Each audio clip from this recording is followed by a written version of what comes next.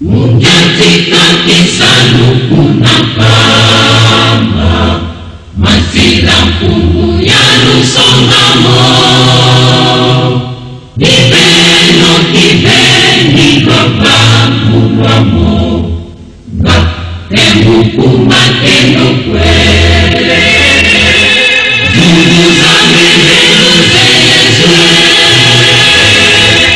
basi zame venuze Yesue. Mana maoso di mapanga mena, ga temuku mateno kwele. Mungu zame venuze Yesue, basi zame venuze Yesue. Mana maoso di mapanga mena, ga temuku mateno kwele.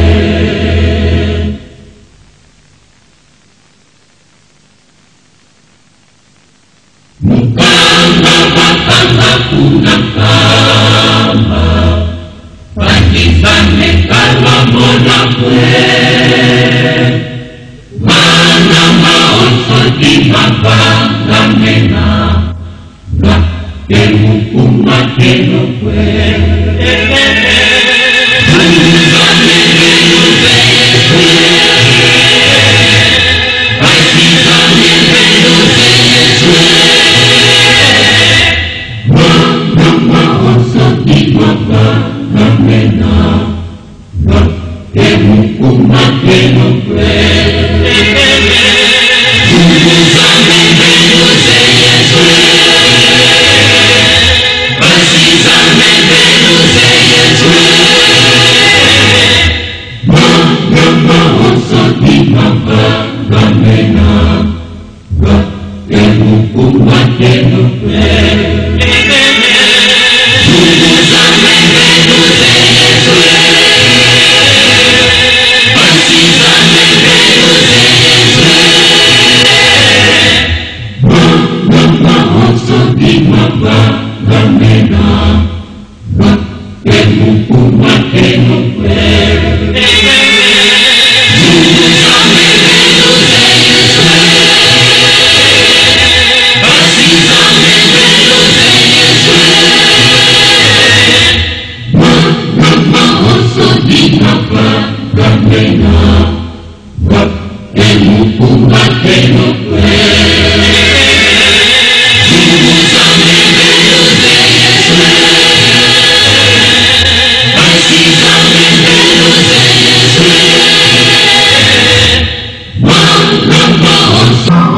Voilà, totona ba maman pe ba malamu reseki bozali sepela pamba ti ngai ya bino tozali vraiment masolo tozali kobetaka malembe seki bozali vraiment esengo bandeko bazali na Facebook bazali kolanda bambote na bino pe bandeko nyonso ya YouTube bambote na bino seki moment tozali ezali moment ya éveil de conscience, moment où ezali bato bazali ko réfléchir, moment où ezali bato bazali kokanisa, moment bazali ko beta koluka azali toza ebele mutu na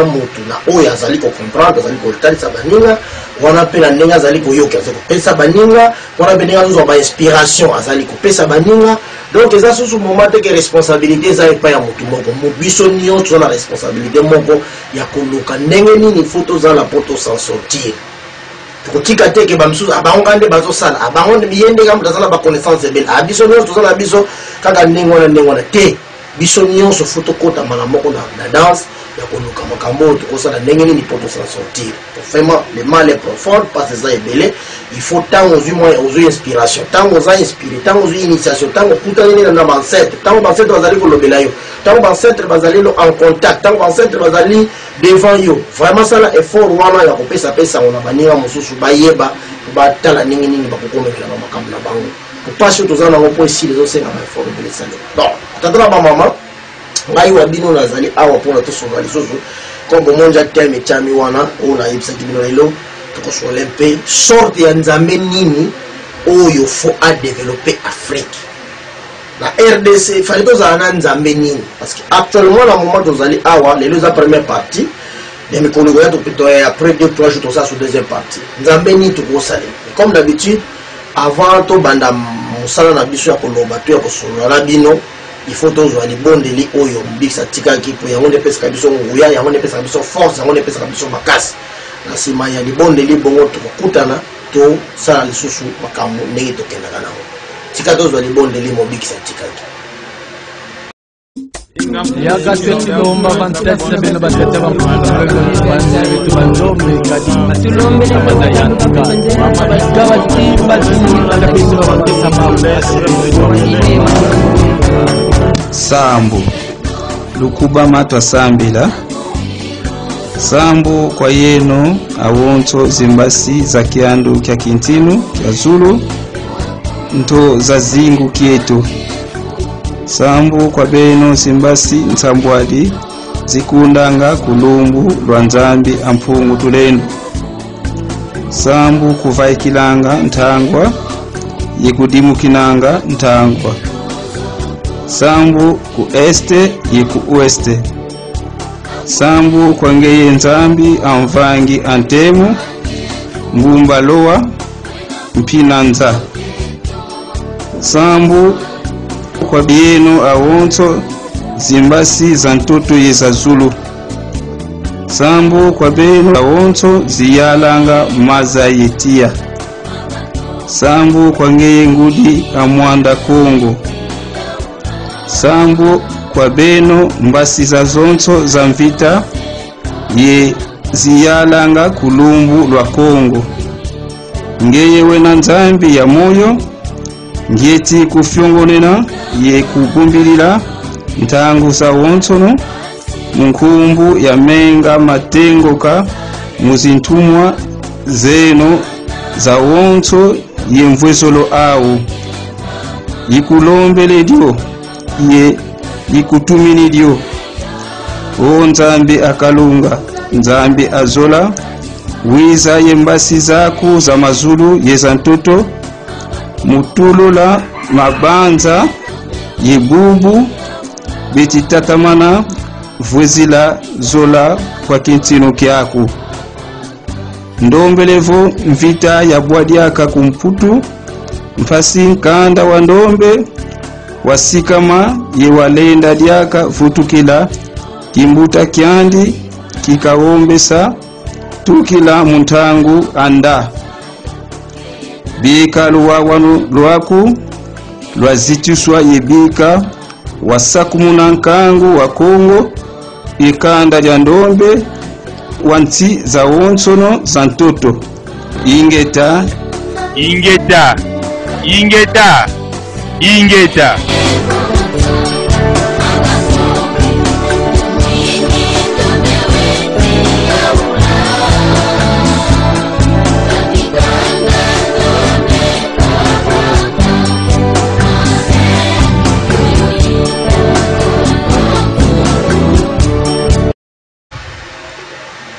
pesangai ingeta ya bien bakisa lisusu ingeta ya bien ingeta merci beaucoup batatana ba mama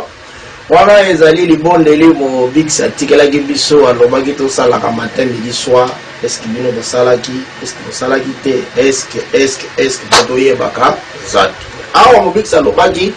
prière oyo tosala ngo matin midi soir soki tosali prière oyo te passe na biso silate malheureusement ba chef spirituel bazali ko embrouiller situation pour na koliana ko mela pouvoir ya mokili ezanga na vraiment toma makasi bango ba changer ba prière mosusu ba tie ba prière ya lolenge na lolenge ba ju prière ya mobix ba déclasser yango tala bisika to bungeli awa sikoyo tozali sous conseil contredit tozali tous ko comprendre te tozali ko yeba makamtu ko sala te utukomika batu mo netika baba bituku batu mo bazanga te alors pesa ngai ingeta bien vraiment bande ko bazali na Facebook bazali ko langa pe soki bomoni mo likambo réalisation ezali ya ngai moko a microphone pe ezali ngai merci beaucoup nasi moko zali bonde les ali ko sala mo analyse tout ça to mais la mingi te lelo parce que makambo ezali bele to sala mais on décider que chaque fois to banda ko sala ka analyse muke pour que ba initier ba réchauffer ba mémoire ba bango ba ope ba lingi bazala ba initier baza banga bozo ba leçon préambule nini photo sala lo lengi nini photo menina ba makambo oyo Les tonto solo là, Nzambe ya lolenge nini oyo il faut asala, faut à développer Afrique. Nzambe nini faut to sale la pour na développement ya Afrique. Nzambe nini. Parce que awa devant biso na Congo, to na Congo place nazali, to zali déjà na banzambe ebele. Donc banzambe ja ba comme presque moi mingi. Na Congo na minute oyo Congo aza na banzambe moi mingi. Mususu azana ba papa na bango, mususu ba mama na bango, mususu bazana ba bota, mususu ba bala, mususu ba zana ba famille, mususu bazana ba chef de famille do. To combien ba nzambe ebele. Parce que nzambe nini oyo fallait to salela. Nzambe nini. Donc nzambe universel. Bon nzambe universel bazape mi balé. Moi mingi kutolobe. Mais to zo oyo asa un peu na moi likolo na Congo o ba mabenga ka mingi. Nzambe ya Jésus na nzambe ya Yahweh. Et na kati ya nzambe ya Yahweh, nzambe ya Jésus pe aza la kati. Mais tous exploiter nano nzambe ya Yahweh. Si par exemple tous apprenons par exemple nzambe wana ya Yahweh ya on est photo tu as connaître nzambe en alinda tête parce que ba tout le monde balobi nzamba Israël aza irrévocable, nzamba Israël azali nzambe intouchable, nzambe Israël ba ko bouger yete, azali nzambe mo ya makasa, azali nzambe ya nguya, nzambe azali bikamwe isi ba bisa bana Israël ba Yakob tout ça ba Abraham to bimi nzambe wana. Azali nzambe wana azali nzambe mo ko futo zala nepena de temps en temps to boya yete to zala nae. Selon ndenge bazali ko koyebisa biso na bato ba yela biso sango oyo ya nzambe oyo. Est-ce que c'est vrai que nzambe oyo yende photo zala nae? Est-ce que c'est vrai? Est-ce que ça nzambe a solo moi de cryptage tout ça la poto ki na nzambe nini? Prenons nzambe ya Yahweh. Oyo bazali ko kumisa mateme di soa ba prophète ebele ya bien pe na kombo ya Yahweh. Est-ce que nzambe wana azali nzambe akoki kobongisa biso ba africain, to biso ba congolais, to biso ba to mwindu? Est-ce que nzambe wana za approprié? Total critère ya nzambe wana, comportement na ye. Dans le comportement na ye. Partant, il y a bomoni na ye à travers Abraham. To bande la place wana. Bomoni sami ya nzambe wana na Abraham, selon Biblie. Ba voluer na nzambe wana mais à tel point nzambe wana akomaki na niveau asenga Abraham sacrifice humain. C'est-à-dire apesa ye mwana na ye. Apesa ye mwana na ye. Nzambe wana. Ensuite nous devons deviner que abakenda ko so ala ko bomaye ye moko so nzambe bi otika. Nzambe wana. Nzambe ya Yahweh.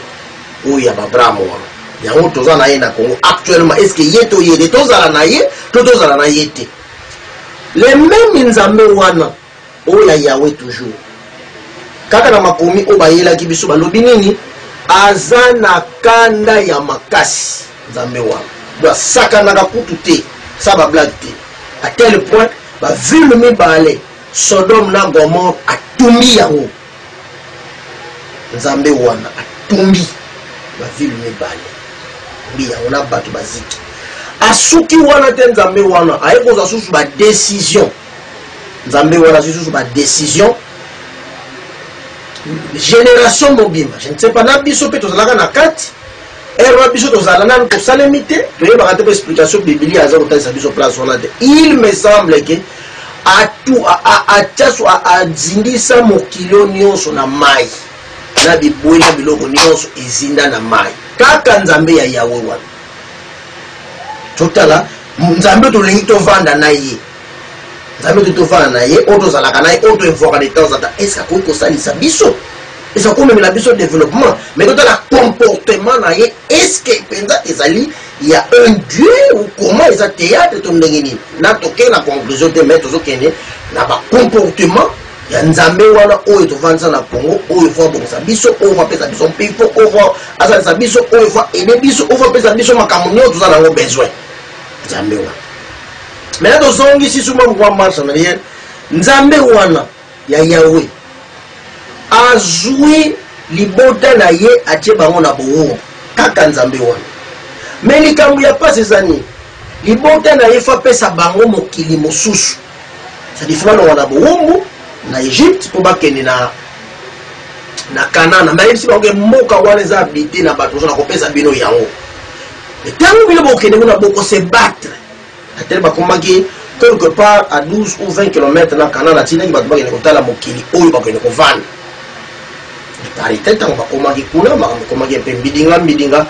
bakomaki kuna baye kovisite mboka bato bazalaki milai tout ça et Israël azwa mboka wana bana Israël selon ndenge Biblia etalisa biso na bitumba baboma bato mais entre temps baza na kati ya saki na bango na mibeko oyo nzambe wana yawe apesaki bango kuna ainsiste baboma te koboma te koyiba te kozwa koyokela eloko ya moninga lukunia te baza na sanduku ya mibeko ya yawe baza kotambola nango mais avec conquête bake kobotola mboka ya bato bakana na ye sur ordre ya nzambe wana oyo kaka ye apesaki bango mibeko wana tozotidie comportement ya nzambe oyo tovandi na Congo nzambe wana oyo totie azala comme guide na biso comme nzambe na biso toujours toza na kati ya émission na biso Mantsweki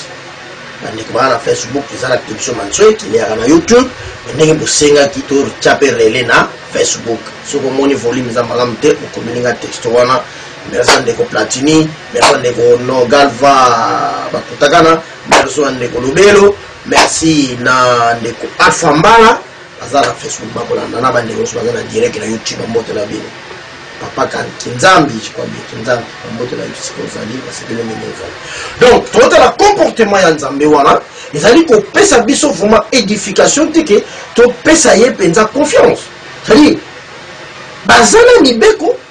oyo bakoboma te bakoyoka lukunde bakoyiba te tout ça mais nzambe wana ya Israël nzambe na bango ya Yawe oyo akoma mpe nzambe ya bakongole awa apesi ordre bakende kobotola mboka ya bato mpe baboma bato baza kuna barekipere mboka na makasi au nom de Yawe topusi malembe kaka nzambe wana les mêmes bato alobaki bakota na bakende kovanda na mboka walakaki bango bakoma neti mokili na bango apesi bango kado babimisi bango na bowumbu kaka ye nzambe wana oyo balobi koboma te kaka ya s'autoriser bato yango oyo alobaki bakende na mboka wana okabelaki bango abomi bango susu na nzela 6000 personnes abomi bango ay compris même na Moïse oyo moto na ye bomi bango kaka 2 personnes baina okoma na bato botamaki na nzela kaka nzambe wana ya Yawe oyo toye kovanza na Congo kaka nzambe wana atazana ba mama parce na biso eza très profond mal eza tellement profond toyebi te ndenge nini faut tosala po s'en sortir donc l'inconscience eza na degré moko et atteindre donc ndenge na yebisa même na spermatozoïde eza na kati ya colonisation ntango bato ozokona tozokombate koza domination babiloko eza ebele bafacteur eza ebele oyo ezali kotalisa domination na colonisation kaka nzambe ya Yawe wana abomi bato na nzela kaka nzambe wana bakomi na kati ya Israël mabele oyo apesaki bango bakombate bakana na ye babomi bakana na ye kino na mokolo ya lelo badesanda wana batikala bapalestinien bitumba ekosila te na libota na ye mboka wakabelaki bango bazali kovanda wana toujours de guerre en guerre bana ya nzambe libota na nzambe mboka oyo akabelaki bango par alliance ya Abraham kasi lelo bazali kovanda wana kimia te sous les armes nucléaires tout ça tantana ba mama makambo oloba banalizo fo ekota moko na biso totala penza makambo tozali kosala donc nayebi te bainitie bazo comprendre mais yo nano koma initie te oyo nazali koloba ozokosala ngo banalize na ndenge na yo eske tata oyo mutuna ezosala bien eske ndenge nini oyo nzambe tovani na awa nzambe Israël Mobutu era comprenaki makambo makaba aventure oyo ayaki corrompre diplomatie na Israël lelo diplomatie ezongi na nzambe ya Israël lelo diplomatie ezongi na nzambe ya Israël siko awa nde tozali kosala ba analyse est-ce que nzambe wana comportement na ye ndenge to adopter ye azala nzambe na biso maintenant son comportement en face des humains en face de ces créatures nzambe wana zo ko se comporter lolenge nini et ça zo continuer ko mériter confiance to éviter batata na ba mama nzambe ya Israël nzambe ya kanda nzambe ya assassin nzambe ya kuluna nzambe ya criminel nzambe ya criminel toke kozwa ye ngela to progresser nzambe ya Israël wana nzambe ya Israël apekisi bana Israël balinga mwasi ya moninga te kolala mwasi ya moninga te koyokela pe motema pasi te nzambe ya Israël beko apesaki bango yango wana ye moko nzambe wana ake kolala mwasi ya bato ya papa Joseph atie aboteli biso mwana babengi Yoshua ya Mashia pour les intimes Jésus-Christ kaka nzambe wana asala alliance na batu wango asali alliance abomi bango kaka nzambe wana asala alliance na batu azali na espace akotia bato yango te kaka nzambe wana azwi bato yango akoyeba kaka ye nzambe wana apekisi koyiba eloko ya mutu te koketuka eloko ya mutu te kaka ye nzambe wana azwi bato bakende koketukela mboka ya batu baboma bato bakolomboka kaka nzambe wana kaka nzambe ya Israël ake kosende mwasi ya bato ye apekisaki kolala mwasi ya moninga te ye nzambe wana aye kolala mwasi ya bato kaka ye nzambe wana lobi koboma te kaka ye nzambe wana abomi ba Sodome na Gomorrhe banini ndi tout ça kutu bande kwa Ninive barataki mpo fala kwenzo na bango liso aboma bango chance kisugiri Jonas kondo ina ngai mutakenda kuna intervention sino bila tumba bango lisusu yana tumba bango ya bomanga est-ce que nzambe wana nde photo zala na ye na mboka ko quand on vous apprend qu'il faut tous en Nzambe babengi pour tout le monde prend ça c'est comme de la blague n'est aventure tous allez comme ça et maintenant tout ça l'analyse na Nzambe oyo ya Israël tous en Nzambe wana a marche tous en nae tous en Nzambe wana surtout ça tout la parcours ya Nzambe wana est-ce que zali parcours oyo ko salisa biso est-ce que zali vraiment véritablement Nzambe ya solo kaka nzambe wana alobi pona abikisa mokili na niki condition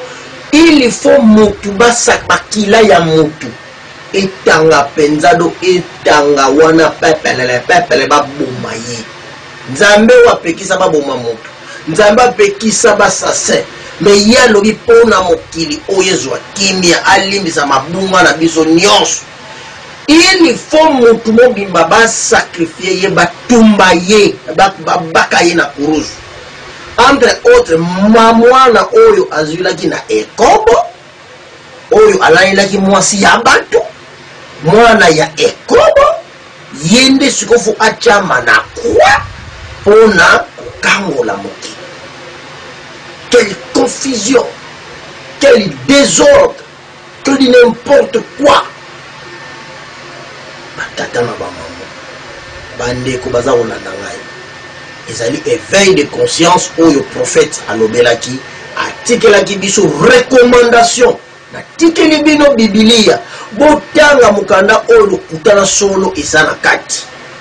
na tikeli bino lelo mosusu te parce que na moment on a initié bazalaki te ba conscient bazalaki te. Tout ce que le prophète a dit à Mandansana, les gens n'ont pas compris le message du prophète. C'est-à-dire, bazalaki kaka kolanda. Mais le prophète a monaki partant de la Bible, ce qui te tangi en profondeur, to kota na musu to comprendre to kuya ko yeba mena lo kutana solo ezali na kati.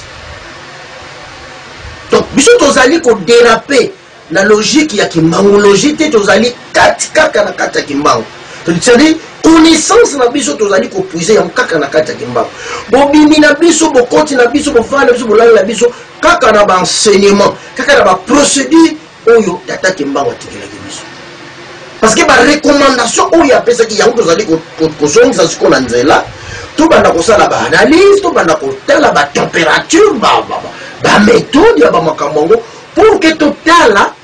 est-ce que makambo oyo tozali kosalela yango mpenza réellement bonzambe est-ce que ça théâtre est-ce que ça aventure to ezali eloko moko boye na ndenge nini toparta ya recommandation mobiksi yango tozali kotala monzambe oyo menzambe oyo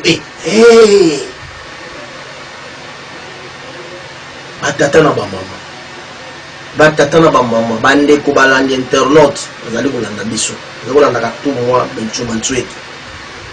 pour aimer émission pour partager émission et puis tout ça là bas débat surtout si c'est bon ça studio la biso to ko bana ko ça là bas direct bino bozali ko benga bozali ko solo ba o bazali pe la numéro na sur Facebook so ko pe ko benga o bengi to solo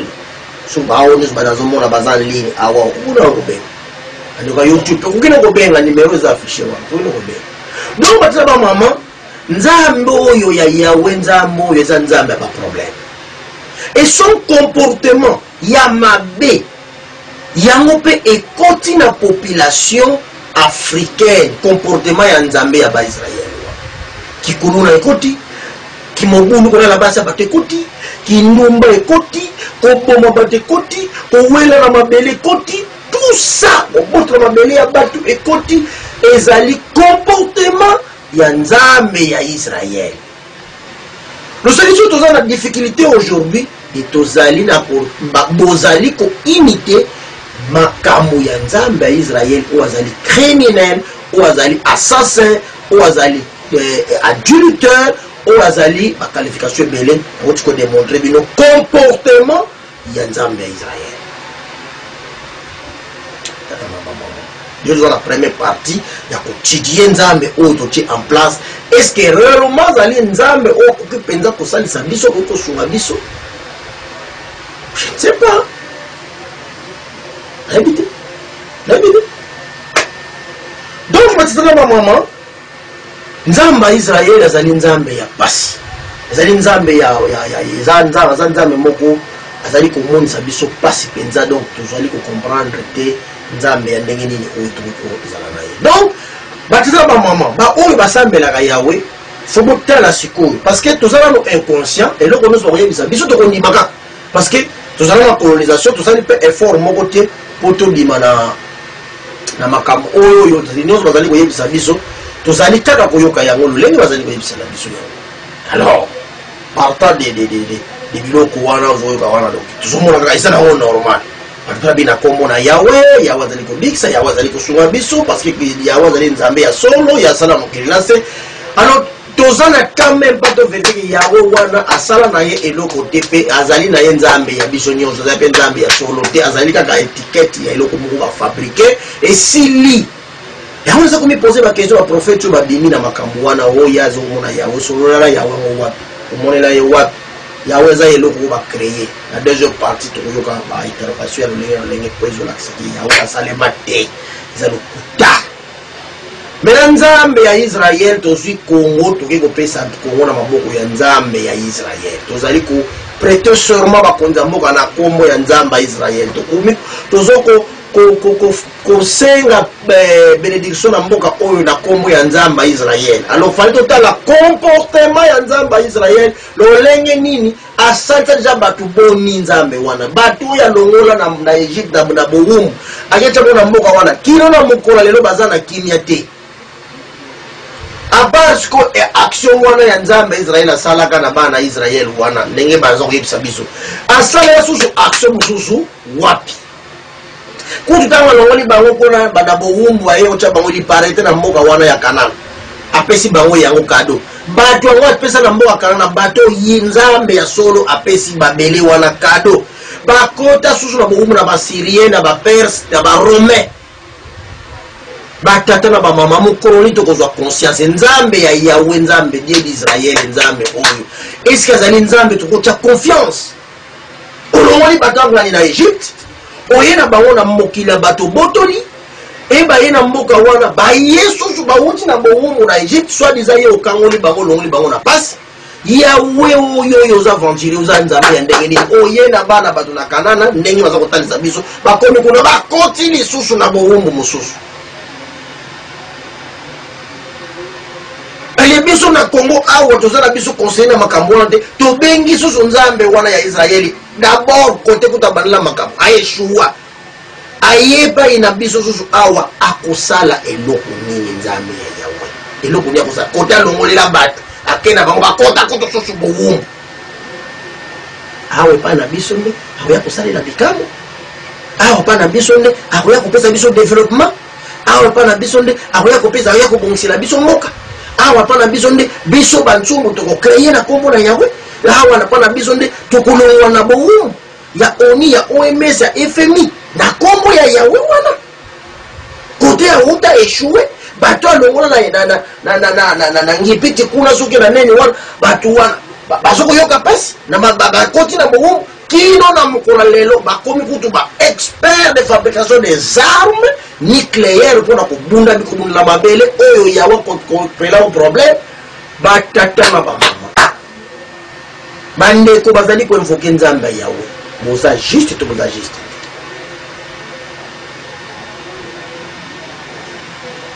merci beaucoup bandeko Franck Luntadila na Kinshasa uzaula na ngai na Facebook merci beaucoup na mbote na yusikoza monsieur Omar Nzungu mbote na yo teko platini bi mbote na yo baya bien awo mo la vous avez belé wala bo la na ngai merci beaucoup donc batata na ba maman passe na biso ezali très profond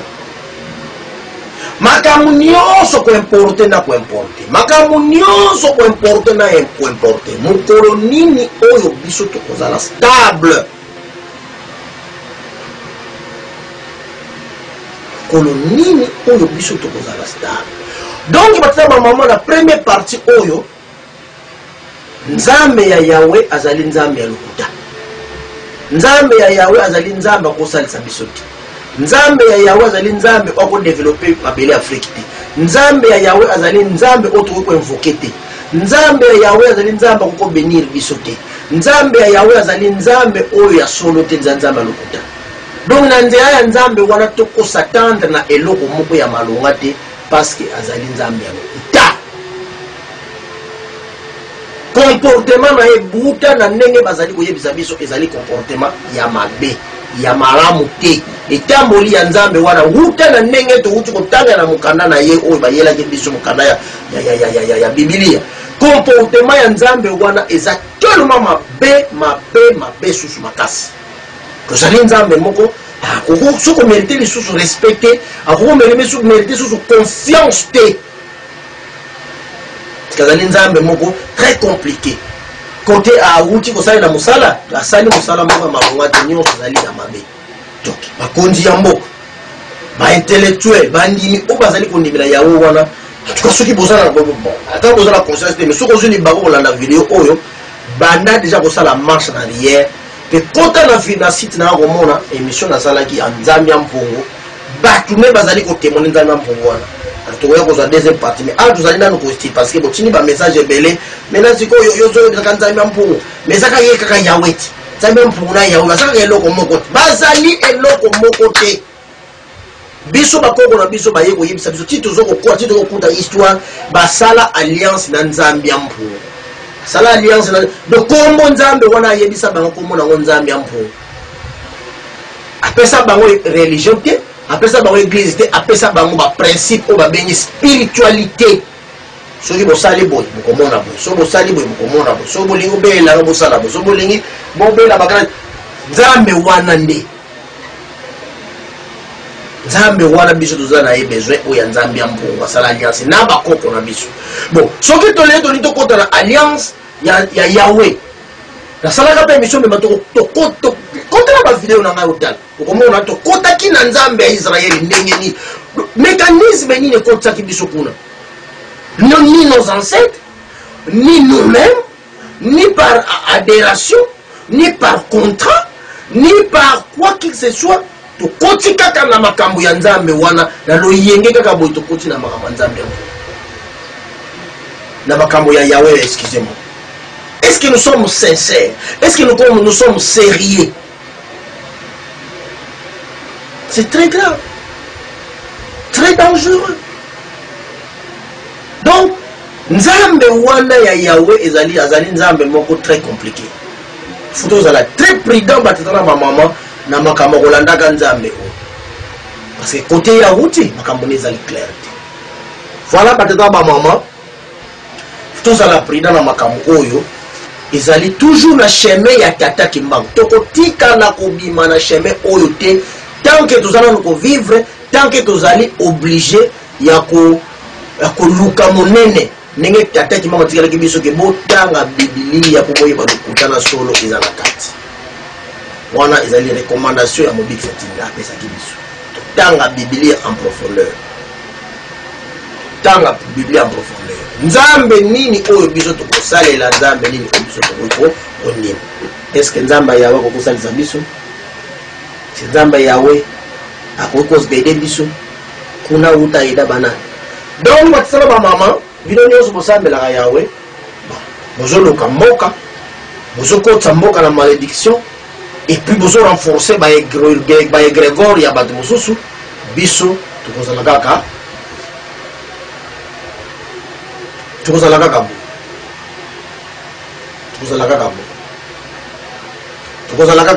donc vraiment tozala très prudent tozala maele pamba te makambo ya Nzambe oyo ya Israël ezali makambo ya pasi. Kasi na tshela bino mwalo yembo muke pour que boyo kana no mwalo yembo ona tshela bino.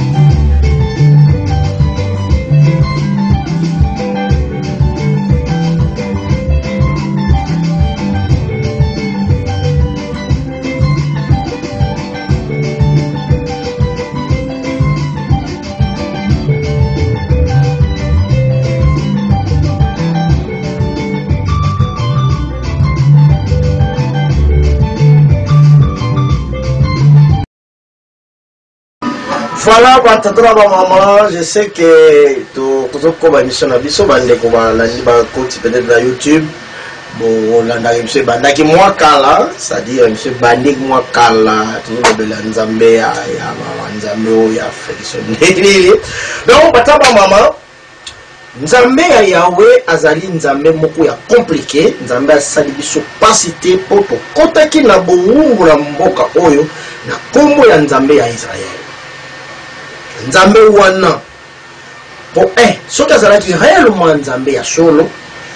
batu bauta na Israël bayakonyokola biso sute parce que bazali libota na Nzambe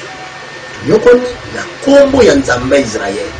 tonyokomi na kombo ya baprofeti ya Israël tonyokomi na kombo ya mibikisi ya Israël na mboka otokoti na kombo wana donc toujours conscience toyebake Yahweh azali nzambe ya solo te. Ba prophète o babimi na kombo ya Yahweh boza batu ya lokuta. Vous allez battre, vous allez continuer à renforcer malédiction, vous allez renforcer souffrance, vous allez renforcer douleur. Il y a battu oui. Donc, première partie na biso, il y a mon kolomalelo, ezalaki total comportement et tamoli et vandeli ya nzambe ya Yahweh envers batu, ezalo lenge nini, nzambe wana azalaka ndenge nini, touna uti kopesa bino ba détail nyonso wana. Maintenant, deuxième partie, où est-il les alliés, autre que ça, la maintenant, analyse pour la totale, nous avons to vendre la naie, le lengeni. To vendre la naie, le lengeni, pe to boyaye, to longolaye, na mabele ya Afrique, parce qu'il y a des alliés, ya le kuta. Les alliés, ya le kuta. Voilà. Donc, voilà un peu, bah, tu as maman. Ceux qui me connaissent, ils ont des vidéos belé to sala pour décortiquer, nzambe ya Yahweh, sukazali nzambe ya lolenge nini. Kasi na bino na ngai awa, ezali toujours première partie, na route total sabino na bimiko to libanda te nazaka na kati ya mikanda na ye oyo abakisa biso kotala ebandeli na ye. Na jiko to balwa de la création to bandia ka ndenge bato bazali komona na kosolola na ye. Pour progresser ti la libota na ye to progresser na ndenge ba continue beaucoup tout ça dans total ka comportement ça ka analyse poussé il y a comportement ya Yahweh ya en conclusion ce qui bino pour ça les conclusions le ndenge moko na ngai ezali nzambe lokuta azali nzambe oya kotikala ka ko développer bisoté azali nzambe oya kotikala ko aider bisoté azali nzambe oya kotikala ko pesa biso eloko moko ya malonga te continuer ko zana ka na ko créer na passe auto za nango ce qui te change nzambe na biso to zongi na nzambe na biso ya mpolendo te ba ko batanga vidéo te ba tala na émission na sala ya nzambe ya mpungu kuna oya ko comprendre grandeur na nzambe ya mpungu ba ko na biso basala alliance na Yahweh te ba ko na basala alliance na nzambe ya mpungu ko na biso ba zo ba instruction ya spiritualité ba zula na maboko ya Yahweh te ba zula na maboko ya nzambe ya mpungu que chacun de nous longola na ba prière na maloba na yo na ba invocation na yo ko adresser ba prière et pas ya Yahweh parce que azali nzambe likuta azali nzambe créé de toutes pièces azali nzambe oyo azali lolenge moko na biso te ba ancêtre na biso ba yebiyete ba envoyer na biso ba yebiyete pe ba prophète na biso ba yebi nzambe wana te awande to ko fixa émission na biso analyse na biso ya nzambe. Et c'est que deuxième partie de nous allons se sauver na 20h ou 21h pour toujours deuxième partie. C'est là notre cabinoté sans que na pesa bino bénédiction comme d'habitude. Tika li pamboli en pour tous les dans la carte na bino, tika pour tous les dans la nzambe na bino, tika pour tous les asura biso, tika pour tous les afora biso ba cerveau pesa biso conscience. Après sa biso maturité spirituelle, à son c'est la biso spiritualité na kombo ya komba. Na komba bibix na biso na nzela ya tata kimbangu ye azali mo bix pe ye azali kotambusa makambo nyonso apesengelaki responsabilité ya bato akufa pe ya bomoi tosengi yango na kondima na kombo ya mpungu tulendo botikala malamu ngai na bino tokomonana kozali koya ciao. Centre Bravo Plante. Allez, besi Kimpese, besi Lukala, besi Congo Central, tukude na timoko. Bandeko ya Kimpese, Lukala, Mbanza Ngongo, Kisantu, Kwilungongo, Congo Central Mobimba. Bomitungisandi, solution na bino, ezali toujours Centre Bravo Plante. Centre Bravo Plante, azali ko salisa pe ko prévenir biso na ba maladie belé. Bino bozali na Kimpese, na quartier 1, quartier 2, quartier 3, quartier 4. Centre Bravo Plante à votre disposition. Vous allez traiter 33 maladies à base de 119 plantes médicinales. Dans Centre Bravo Plante, nous avons l'hôpital et Zalikakana à base de 119 plantes médicinales. Dans Oitali traitement et prévention. Dans Centre Bravo Plante, Baki Signonso et Zalina dosage nango. Sokoina Centre Bravo Plante, en tout cas qu'on a décidé. Okozomba la mokolo biko, kakana bakisi oyo et salami, nanzela banzete, kisi lokola, kamaso.